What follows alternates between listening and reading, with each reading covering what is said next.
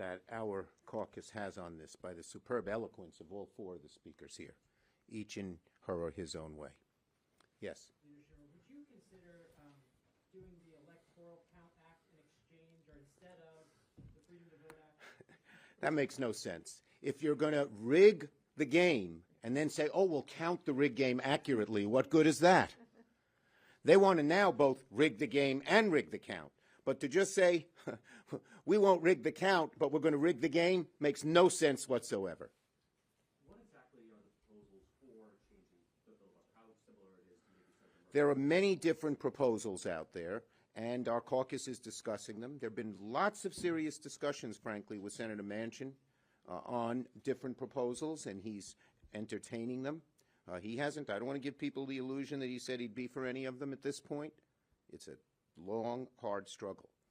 But we are engaging in that struggle with the hope that we can all come together because of the reasons that were cited here. Our democracy's at risk. Yes, we're going in order. Thank you, Senator. January 6th, as all of you have noted, is very much upon us. And I just wonder, what kinds of briefings have you had on the threats? What is the reality of the threats? And how confident are you that this building is safe, will be safe on Thursday? Okay, we're in much better shape than we were a year ago. The intelligence, which was so poor then, is much better now. We have links. We passed legislation to link our Capitol Police with the National Guards. We have a new chief of police who is doing an outstanding job, and Amy's going to have him testify tomorrow at the Rules Committee. So yes, I believe we are much safer, but we got to keep working at it. We got to keep making it safer and safer and safer. But there's no doubt we are a far cry from where we were a year ago. We're in much better shape. Yeah, go ahead, Amy. Okay. Senator Blunt and Senator Portman and Peters and I did that bipartisan report. I suggest you all look at it before tomorrow morning when we have the hearing. And we felt we couldn't wait. The effort in the House is, of course, just as important to look at what's the underlying causes and the accountability. But this was about the immediate security at the Capitol. Since then, Senator Schumer, with his leadership, we have a new sergeant-at-arms in the Senate.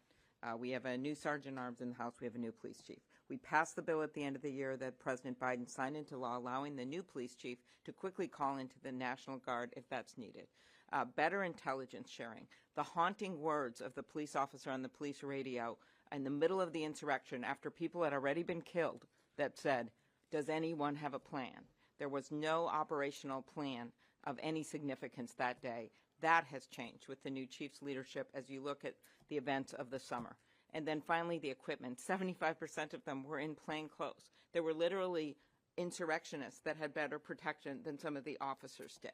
And that was the funding under Senator Schumer's leadership, Senator Leahy's, that we got done this summer, which allows for more funding for their equipment, more funding for their benefits, and of course the challenges ahead of filling the vacancies that are right now we see in the police department and police departments across the country.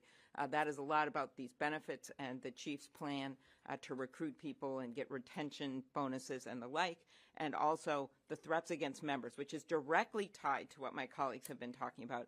9,000 at the latest count from last year alone, double or triple what they've been in before. The threats against the election officials, which includes, by the way, a former election official, Republican in Philadelphia, who had his house, his kids' names, his address put on the internet. Threats against Katie Hobbs in Arizona, hunting her down. Those are the kinds of things that are happening now. So yes, the security is important, but it is tied directly to the work we're doing now to preserve our democracy.